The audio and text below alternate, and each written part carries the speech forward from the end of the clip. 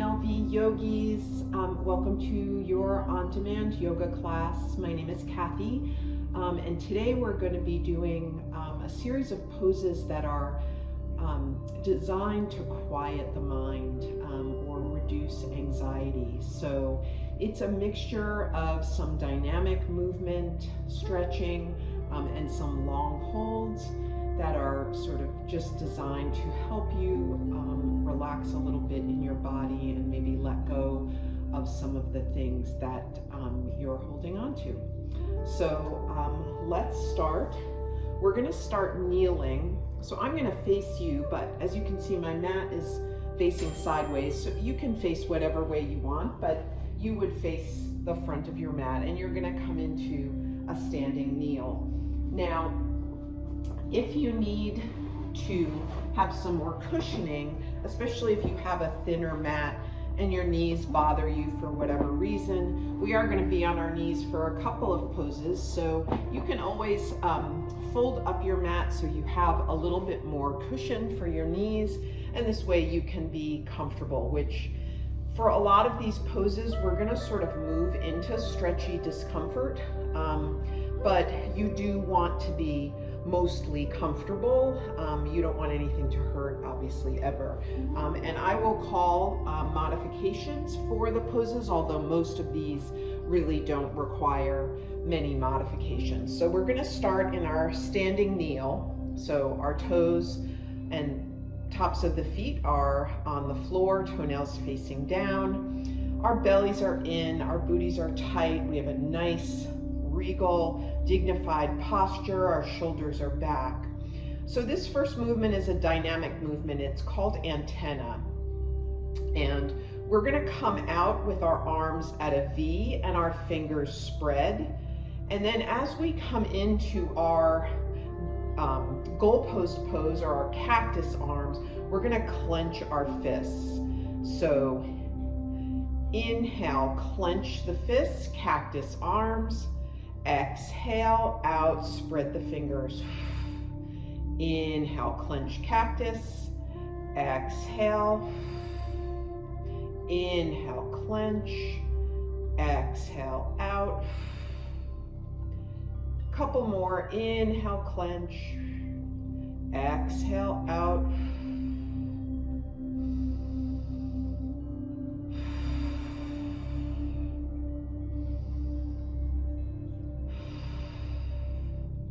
And we're just trying with this pose to sort of let go. A lot of us hold tension in our hands. You might find sort of subconsciously that you're clenching your hands when you're stressed out. And this is just kind of a reminder to sort of be in control of that part of your body and let go. So I'm going to turn my mat because you're going to want to see me, I think, from the side for this next pose. So we're going to do half camel pose, which is a back bend. It's great to have a block in this pose, but you don't need one. You can always use a book or a box or something like that, or you can just, I'll show you, hang on to your hamstring. So half camel, your knees are about hips width distance apart. They're directly under your hips. Your toenails can be on the ground like mine are, or you can have your toes in sort of a curled under position. This gives you the benefit of like a little extra foot and arch stretch, and it also allows you to grab your heels, which is part of the pose, but totally up to you. And if you know that full camel is in your practice, you are absolutely welcome to take full camel. You'll just have to do two because we're going to do half camel just to make it a little bit easier on our back since we're not super warmed up at this point. So for camel, we're going to place our hands on our lower back. You can have your fingers facing down and your thumbs kind of at your waist, or more traditionally, your fingers face up. Again, this gives you kind of a bonus wrist stretch if you do a lot of typing, or you tend to suffer from a little bit of wrist pain or pain in your forearms. This can be awesome. We're not going to hold it for very long, but it does get you a little bit of that stretch in there. And then you're going to pull your shoulder blades back, pull your belly in, get nice and prepared for this pose. Really important for your belly to be tight here to protect your back, because this is, as I said, a pretty deep back bend. And I'm going to start with the left side because that's the side you're looking at right now so that you can see it. So we're going to reach our left arm up, our gaze follows our hand, and then the left arm comes back and grabs either the heel, or you can grab the block in any configuration, whatever works better for you, or you can grab your hamstring, or you can just keep your hand on your lower back. That's the most protected way to do the pose if you have problems with your lower back. So I'm going to take my left arm up, gaze up, and then it comes back, grabs the heel, and then I'm going to reassert the pose. So to the extent that I had to move my body or let go of things to get into the pose, I'm going to reassert by pulling my shoulder blades together, pulling my belly in, tightening my booty so my whole core is tight, and then I push my pelvis forward. The idea is you're making kind of a C curve with your body moving to the back. Now, I like to stay with my chin, sort of like I'm holding an orange or a grapefruit between my chin and my collarbone in this pose, but some people like to let go and stretch out their necks also. Again, totally up to you. Don't do anything particularly with the neck that feels uncomfortable. So I've been chatting for a while here, so let's take one more breath. Inhale, exhale, push that pelvis out, and then inhale, the hand comes back to the back, and then if you had your toes up, curl them under, and then just sit back on your heels, and we'll readjust to do the other side. So I'm going to turn around. You obviously don't have to because nobody is watching you, but just so that you can see me again in this pose. So when you're ready, coming back to your standing kneel, booty tight, belly tight, nice, dignified, straight spine, shoulders back, hands come to the lower back. This time we'll do the right side, and we're preparing, and then hand goes up, gaze goes up, and then hand comes behind you to the hamstring, to the heel, to a block, wherever feels good to you, just mainly getting that back stretch, opening up the front of the body. Most of the time we're all curled in like this, dealing with our phones.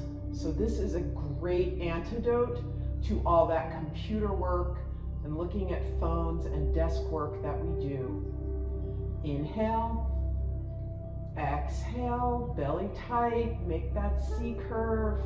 Maybe you want to pull your neck back, maybe you want to keep it pretty straight, so like you're holding a grapefruit. Inhale, exhale, maybe go a millimeter deeper. Inhale, exhale, and then hand comes back to the lower back. Uncurl the feet if they were curled, and sit back on your heels and rest. So there's our camel pose. I'm gonna fix our mat here, my mat, so that I can do the next pose. So we're gonna come into puppy. So from our tabletop pose, this is another back bend. We're really getting into the lower back here, as you can probably tell. That's where a lot of our anxiety and our mental stress is stored.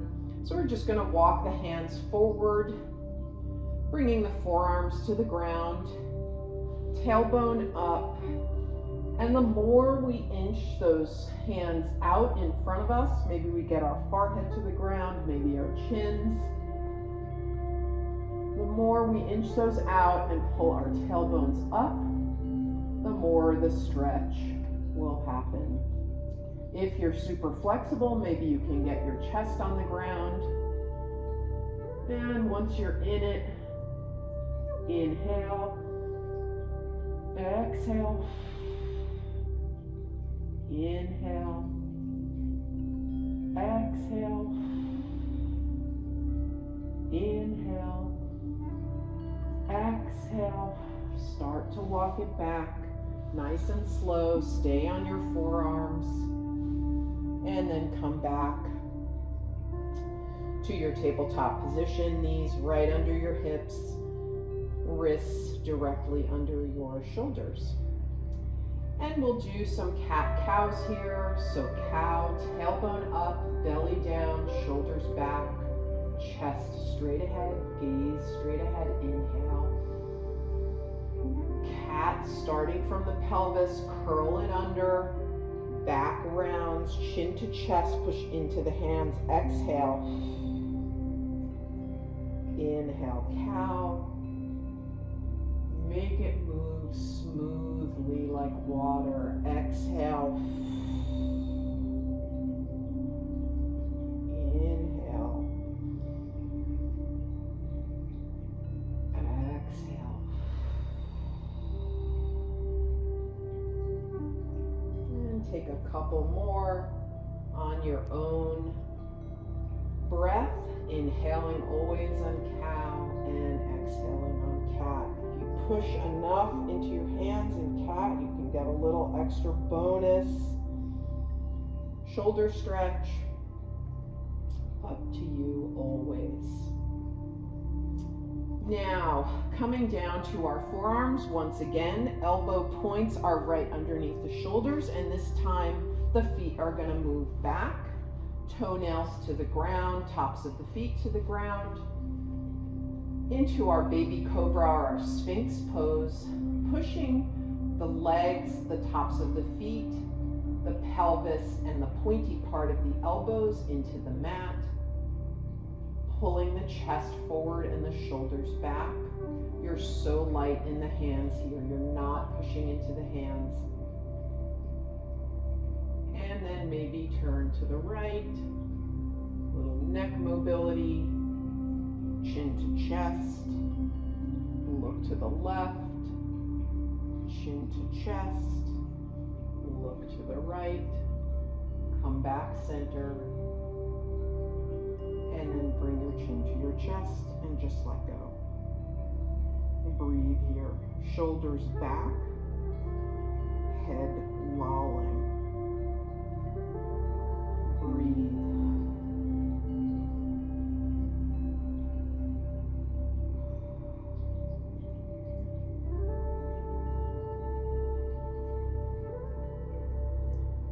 When you're ready, walking your hands out and making like a little pillow. You're bending your elbows and your hands are on top of each other in whatever configuration feels good to you. And you're going to rest your forehead on your hands. I'm going to start again with the left side because it's the one that right now you can see. We're going to go into half frog pose. So that means that the left leg comes up, it is bent, and your foot is flexed. And you're going to situate yourself, so moving your right leg and your left until you feel the stretch in the hip. If you want, you can straighten that top leg, that left bent leg, that's a little bit deeper, or you can have it somewhere in between. The most important thing is that we're opening up in half frog this part of the body, and particularly with whatever the bent leg is out to the side, like a little frog leg, we're working on that part of the hip. So this is going to be a 5-breath hold. So get where you are going to go, and it should be a little bit uncomfortable. You should feel the stretch. If you can't, move that knee, that bent knee out a little bit, pulling apart the two legs, and then breathe. Try to relax into this pose. If you're holding on with your glutes, try to let them go.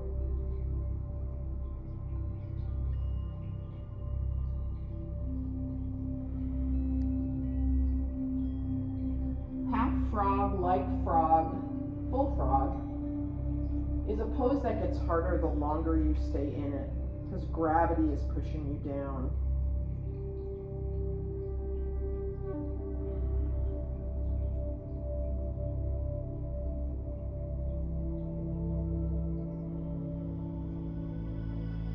And on your last breath, you're going to pull that left leg in. I'm going to turn around because I don't have room to do it, but you do not have to turn around. So coming with your left leg out behind you straight and pulling the right leg up with a nice flexed foot. You may find that you're tighter on one side than the other. My right hip is way tighter than my left. No way can I straighten my right leg. Too painful. So if you want to take that deeper stretch on the right side, please feel free. I can't really demonstrate that for you, but you're basically just going to unbend your right knee. But otherwise, wherever you are, we're going to take 5 breaths. Make sure that you have some distance between the 2 legs so that you're feeling the stretch in the front of the hip and the groin. Inhale. Exhale. Inhale. Exhale. Inhale. Exhale.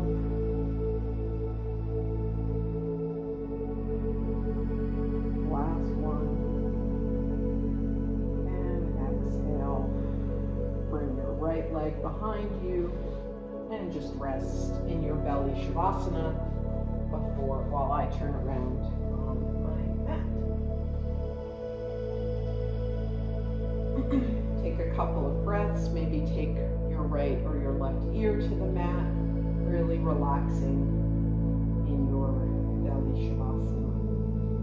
And when you're ready, coming back to your tabletop position, wrists under your shoulders and knees under your hips. And we will come into lizard pose. So bringing the right foot forward, directly outside the right hand. Heel of the right foot is on the mat, toes are off. So you're pointing at like maybe a 45-degree angle, or if you're used to a clock, you're at like 2 o'clock or 1:30. And then you're going to scooch that left leg back until you feel the pull in the groin, in the inner thigh, maybe even a little bit of a pull in that left quad. So get nice and heavy in the sort of pelvis part of your body, as if in your mind's imagination you're trying to get your booty to the ground. That's where you'll get the stretch. If you'd like a little more, you can come down to one forearm or the other. If that's too much for you, but the up on your hands is too little, you can take a block in the medium position and put your forearms on a block. That also nice. Whatever works for you, get there. We're going to take 3 breaths. Inhale. Exhale. Inhale. Exhale. Inhale. Exhale. If you're down on your forearms or you have a block, come back up to your hands. You're going to take your left hand and center it in the middle of your mat for now. Twisting over to the right side, bringing the right hand to the inside of the right thigh. You're going to push out, taking an IT band stretch and a little twist, looking over the right shoulder. Take a couple of breaths here. You're trying, again, in your mind's imagination, because I don't think it will get there. You're on the blade edge of that right foot. You're just trying to push gently that right outer thigh toward the ground. Inhale. Exhale. Inhale. Exhale. Inhale. Exhale. Now keep keeping that openness in the right side, bringing the right hand now to the center of the mat, bending the left knee and grabbing the left foot and bringing the left heel to the left butt cheek. So if by getting there you sort of closed up that right foot, go back to it, bring it back to the blade edge of that right foot, pushing now just with your leg, trying to open up the right side as you pull on the left. Now, if you can't grab your left foot, which is entirely possible, it's a little bit of a stretch, you can just take little taps. So tap, tap, and down, tap, tap, and down. And that's going to help you loosen up that quad enough so that eventually you will be able to grab it. So wherever you are, let's take 3 breaths. Inhale, exhale, inhale, exhale, inhale, exhale, open and pull, and release nice and easy. Coming back to your tabletop and taking whatever interval movement you need to take here. You can take cats and cows, you can wiggle your hindquarters, wag your tail, you can take circles with your whole body. Whatever feels good here, do that before you get to the other side. Okay? I'm going to let you do your thing. A couple more seconds. And then we're going to bring the left foot outside the left hand at that angle. So 45-degree angle, or on this side it would be like 10 o'clock or 10:30. I'm going to scooch that right leg back till you feel the pull in the groin and maybe even a little bit in that right quad. This is lizard pose. Some people call it dragon. You're welcome to stay here up on your hands, or you can come down to one forearm or both forearms. Or again, sort of that middle position is any configuration of the block. Just if it's on that middle setting, just make sure you're balanced. Or you can take it on the low setting, like I did before.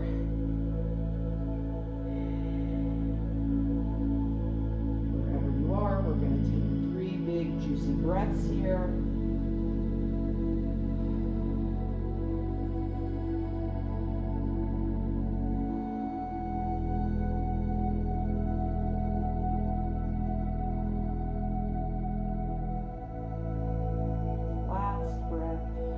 If you're down on your forearms or you have your block, remove the block for now and come up on your hands.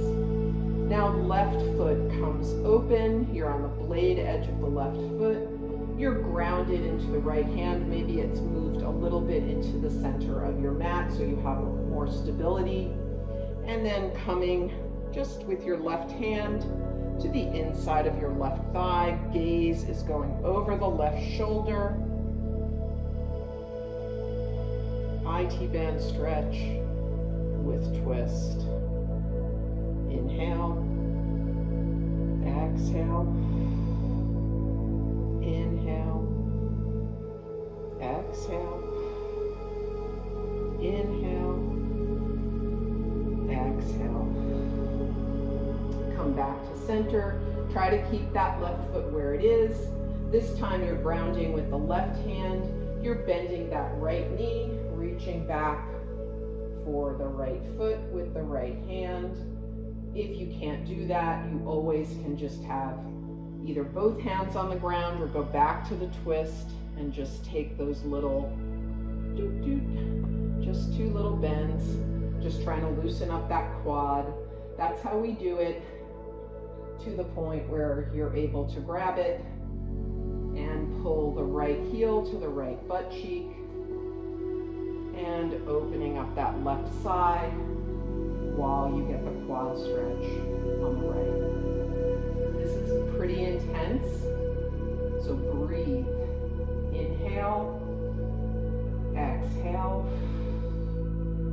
exhale, you want to open that left leg and pull on that right foot. Inhale, exhale, inhale, exhale. Let that right foot go without boomeranging. Come back to your tabletop for just a moment and then sit back on your heels. Take a nice big breath here. Catch your breath if you lost it. Going back to your deep Ujjayi breathing. It's going to help you both clear your mind and get through this practice. So we're going to take a variation of child's pose called rabbit. Rabbit, knees are together, feet are together, your butt is on your heels. You're going to lift your butt up a little bit and grab your heels with your hands. So your thumb is on the outside of your heels, your forefingers are on the inside. And you might need to lean forward to just get a nice grip. If you can't grip, you can always just, if you can't grip your heels or your ankles, you can always just take a hold of your feet, or you can do this pose with just your hands clasped behind your back. But for the full benefit, try to get a nice decent grip on your heels with your hands. If you need, you can always use a towel over your heels if your heels are a little bit slippery or they're sweaty. And you're going to come nice and straight, shoulder blades back to prepare. Gaze is straight ahead. Now, rabbit is a compression pose. It's like the opposite of camel. We're curving forward in rabbit. So, chin to chest, shoulders round, belly goes in. You're making a C with your body, but it's the opposite direction C from camel. And then once you're there, your belly is tight and in. You're going to move toward the floor, the crown of the head moving toward the floor. You're still gripping those heels. You're aiming to have your forehead either touch or really close to your knees. And once you're down with your crown of the head on the ground, you're looking either between or right at your knees. And once you're here, you're going to lift your tailbone up. Now you're looking at your belly. You should feel a stretch in the neck.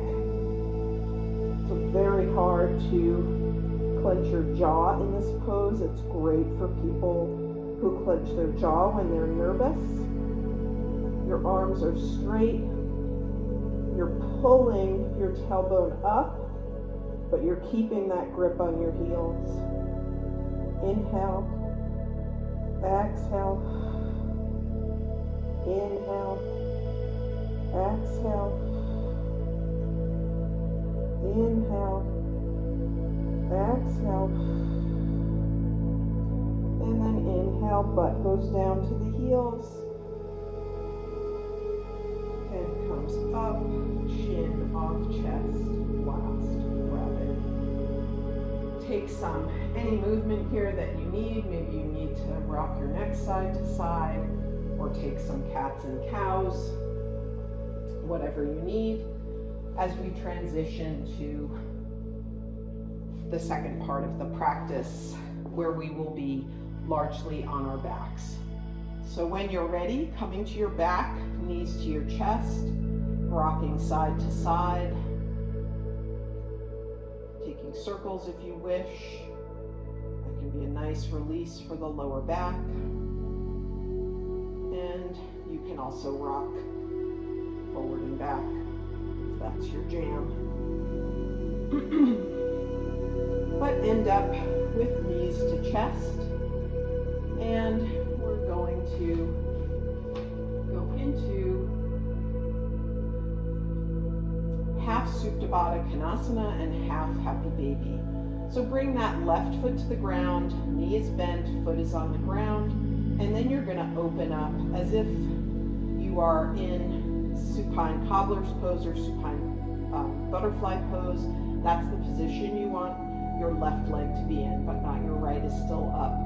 So as always in supine butterfly or cobbler's pose, your heel can be as close or as far from your butt as you need it to be. You just want to get a little bit of stretch in that inner thigh. Now on the other side, on the right side, instead of going into full butterfly, we're going to take half a happy baby. So grabbing the outside edge of the right foot with the hand, or if you prefer, you can grab the inside arch of the right foot. Your knee is bent, the sole of the foot is toward the ceiling.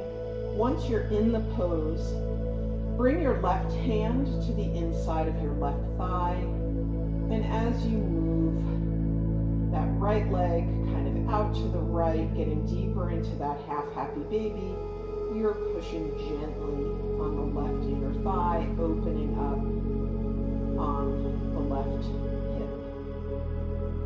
3 breaths. Inhale, exhale, inhale, exhale, inhale, exhale. Bring both knees back to the chest. Take whatever rocks or circles you need. And we'll move to the other side. So now right foot comes to the ground, knee is bent, opening up on the blade edge of that right foot, adjusting the heel close or far from the pelvis as you need. Half Supta Baddha Konasana. Take your left hand, grabbing the outside or the inside of the left foot for happy baby, half happy baby on the left. And as you're pulling with your left hand on your left foot, you're opening up the front hip part of the body. Bring your right hand to the inside of your right thigh and put just a little bit of gentle pressure there. Inhale, exhale, inhale, exhale, inhale, exhale. Bring both knees to the chest. Take whatever movement you need. And then grabbing your right shin with both hands on the shin. So you can have them stacked. So, one can be right under your knee and one can be lower. You can have both of them on top of each other. You can have them clasped. Doesn't matter to me. Just get a nice grip on that right shin. Left leg goes out straight and just flops. No flex, no point on that left leg, just let it go. And take some circles with that right knee. You can take them clockwise and then counterclockwise. Just warming up the body for wind relieving pose. And then you're going to take that right knee, pressure with the hands, and pulling that knee toward the shoulder or the armpit, not toward the chest. You want it at an angle. You're massaging this part of your large intestine that is on your right side. I know wind relieving pose is sort of funny and people fart all the time in this pose in yoga, and that's actually what it's supposed to do.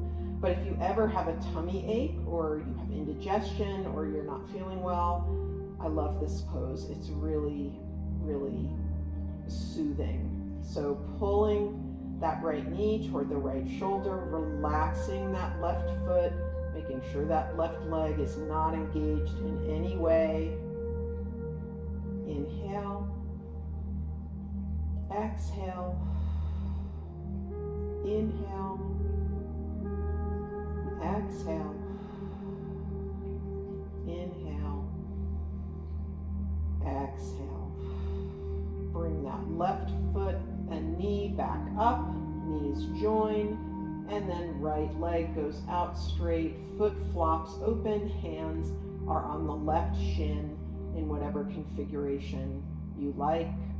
You're going to take some circles first to warm up, maybe get some depth into the pose, and just give a little bit of a massage to that other side of the colon. Depending on where your belly hurts, if it hurts sometime in the future, you'll know which side to go on. And now bringing the left knee to the left shoulder or armpit, not in toward the chest, it's at an angle. So bring some pretty serious pressure on that shin, pulling the knee toward the left armpit or shoulder, and relax that right foot. Inhale, exhale. This shouldn't be uncomfortable, but you should feel some pressure on the right side of the belly. One more, inhale, and exhale, and bring that right knee in. And now we're going to take waterfall pose as our inversion. So bring both feet up to the ceiling, making a nice L with your body. You don't want your feet too close like this. You don't want them too far away. Obviously, that's really tough on your abs. We're not doing abs today. As far as your hands, they can be supporting you by holding onto your hamstrings. You can bring them underneath for a little bit of relief on the back, or you can just have them by your side, palms up or palms down. And as we prepare for waterfall, just give me a hard flex with both feet, hard point, stretch the top of the feet, hard flex, stretch the back of the legs, hard point, hard flex, and then just relax the feet for 3 breaths. In any inversion, but particularly in waterfall, you want to be conscious of the feeling in your feet from having them above your heart, which is unusual, right? Because we're usually having our feet below our heart. So you may have tingling, you may feel a little numb, you may have a little shake. It's okay. Inhale, exhale, inhale, exhale. One more, inhale, exhale. Knees to chest. Feet to the ground, knees are bent, windshield wiper, giving yourself a nice little lower back. We did a lot of back work today, so give the back some love. And then preparing for Shavasana, our right leg goes out to the lower right corner of the mat, foot flops open.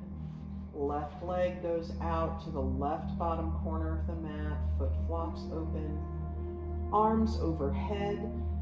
Take a good morning stretch. Release. One more, good morning stretch. Release.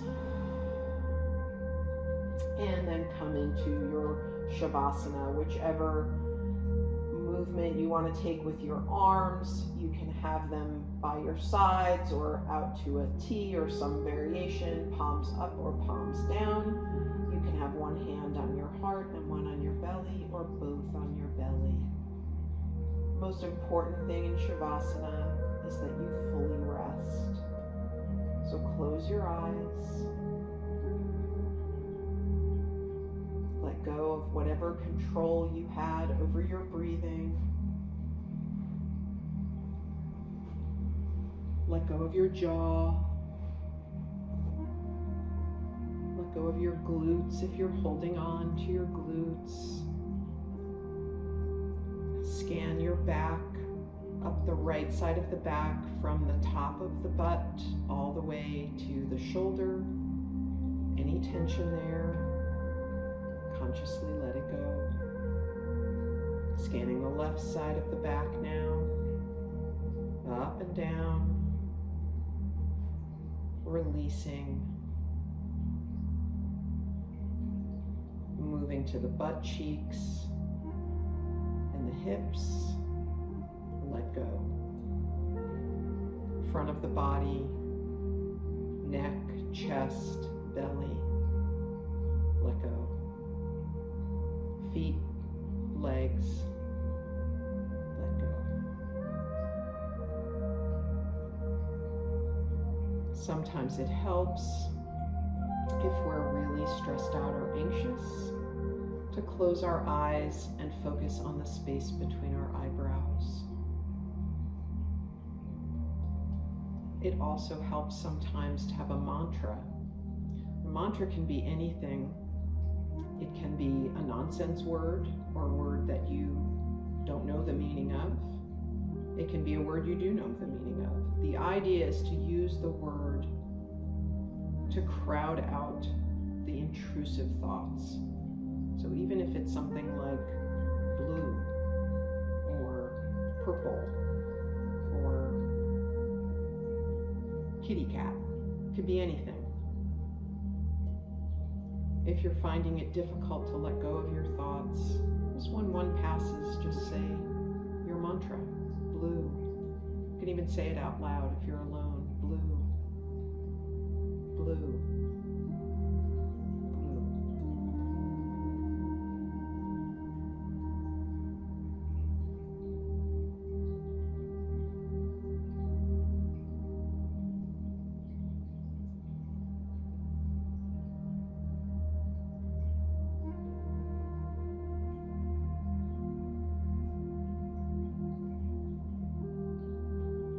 You are absolutely welcome to stay in Shavasana for as long as you need.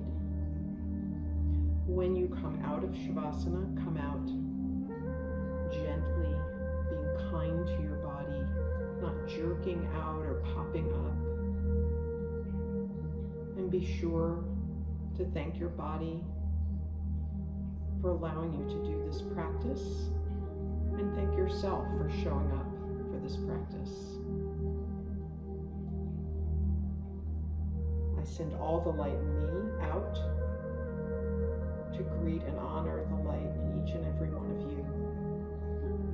You are pure light. Namaste.